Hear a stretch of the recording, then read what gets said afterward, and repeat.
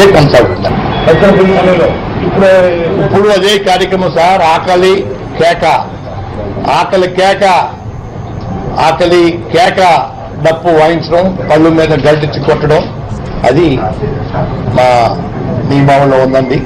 నేను అదే పిలిపించాను మా సోదరుల్ని. ముద్రైపడి రావద్దు, భవిష్యత్తు కోసం మన కార్యక్రమం తీసుకున్నాం.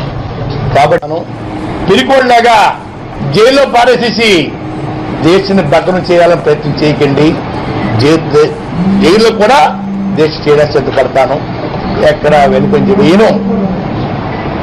ఇంట్లో అయితే దేశ చేసినప్పుడు మంచిని తాగేవాడిని, జైల్లో మంచిని కూడా ముట్టుకోను.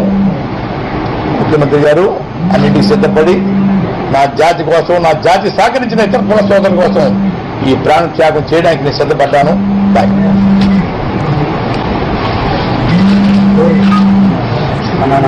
నాది ఇదే ఆఖరి ప్రెస్ మీట్ అండి. దయించి నన్ను బాధపెట్టద్దు. ఏదైనా కావాల్సిన మా మిత్రులు చెప్తారు, దాస్ గారు, ఆకుల రామకృష్ణ గారు, విష్ణు గారు పెద్దలు చెప్తారు. దయించి నన్ను ప్రెస్ మీట్కి ఇబ్బంది పెట్టద్దు. పోలీసు వారు తీసుకెళ్ళిపోతే మాత్రం సిద్ధంగా ఉన్నాను. ఏమని మనకు ఆవిడ కాగితాలతో రమ్మన్నాను. అబద్ధాలు చెప్పొద్దని కోరుకున్నాను. నేను ముఖ్యమంత్రి గారు అలవాట్లు పోలీసు వారికి వచ్చాయో, పోలీసు వారు అబద్ధాలు ముఖ్యమంత్రి గారు వచ్చాయో కూడా తెలియట్లేదు నాకు. పోలీసు వారిని కోరేది అబద్ధాలు ఆడకుండా క్లియర్గా చెప్పండి.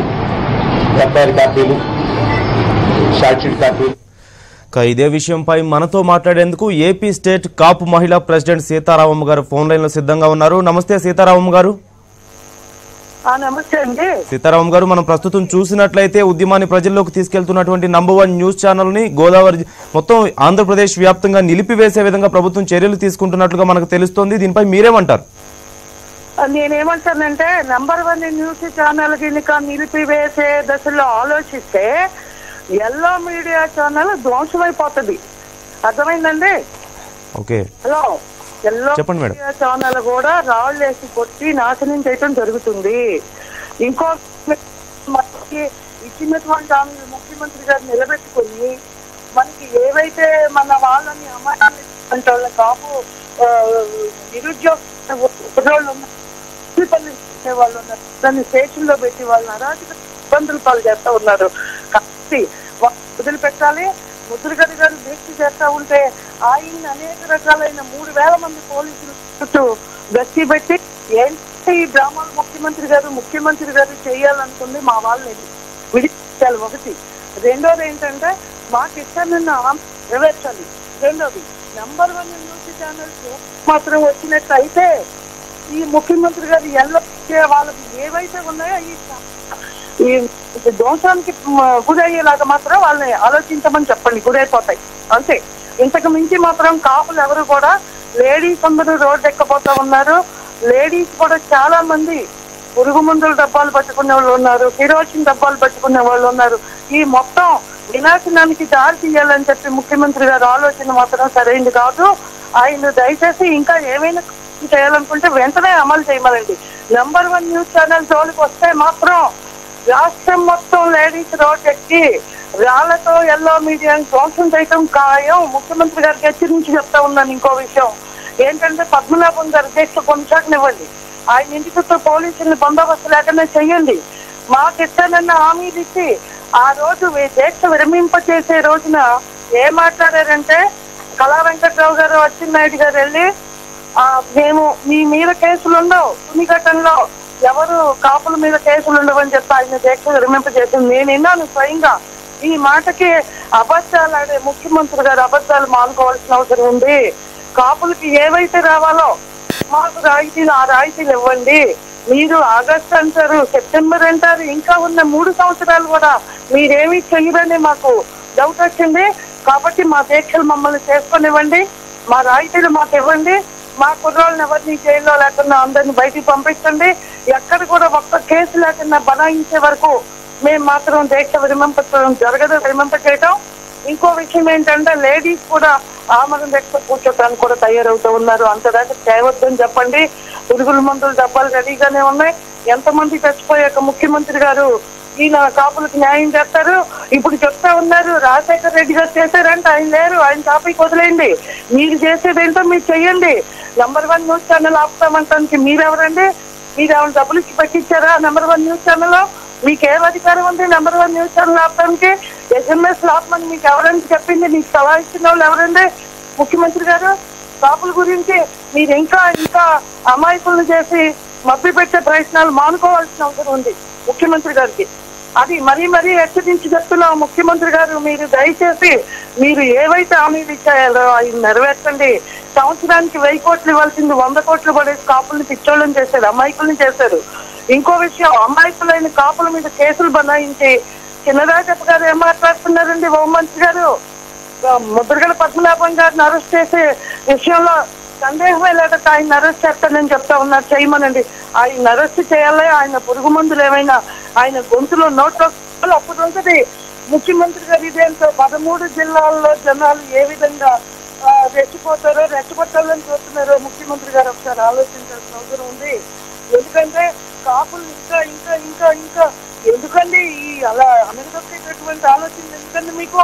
మాకు ఇష్టంలో మాకు ఇస్తే సరిపోతుంది కదా. ఎందుకంటే మీకు ఈ దురాలోచనలో కాపులు ఏమీ చేయలేరు. ఎందుకు కాపులకి మేము న్యాయం చేయాలి, వీళ్ళు ఎక్కడ ముందుకెళ్తారో అనే ఉద్దేశం తప్ప మమ్మల్ని మధ్య పెట్టే ప్రయత్నం తప్ప ముఖ్యమంత్రి గారు ఇంకోటి ఏమీ చేయట్లేదు. కాబట్టి ఆయన మానుకోవాలి.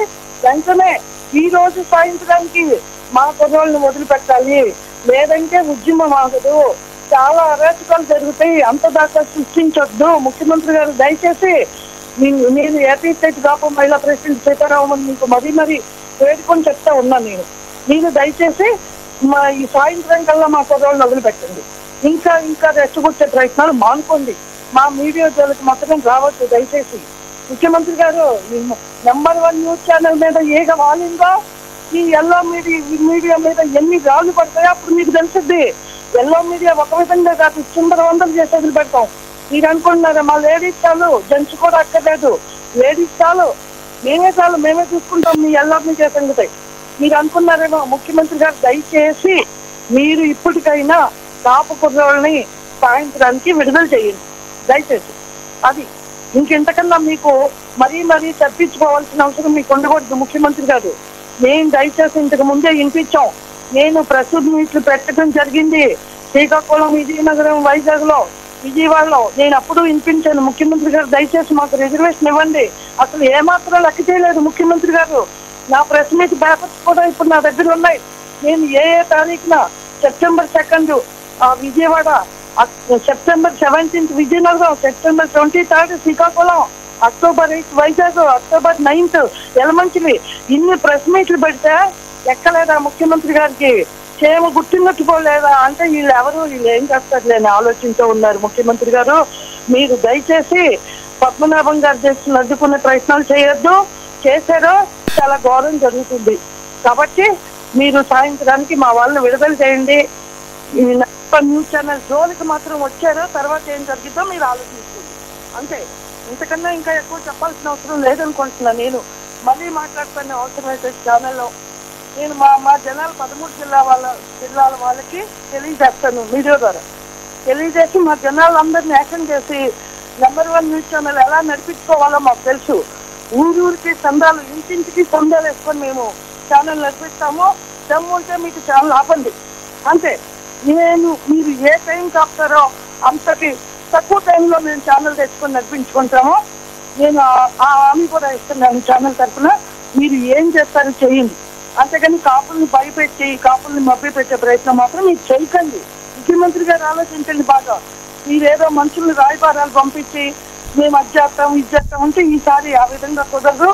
మాకు పేపర్ పూర్వకంగా, రాతపూర్వకంగా మాకు కాగితాల మీద రాసి ఇస్తే తప్ప, లేకపోతే మేము ఒప్పుకోము. మాకు రావాల్సిన రైతులు మాకు ఇవ్వండి దయచేసి. ఇంకా మీరు చెప్పించుకోవద్దు.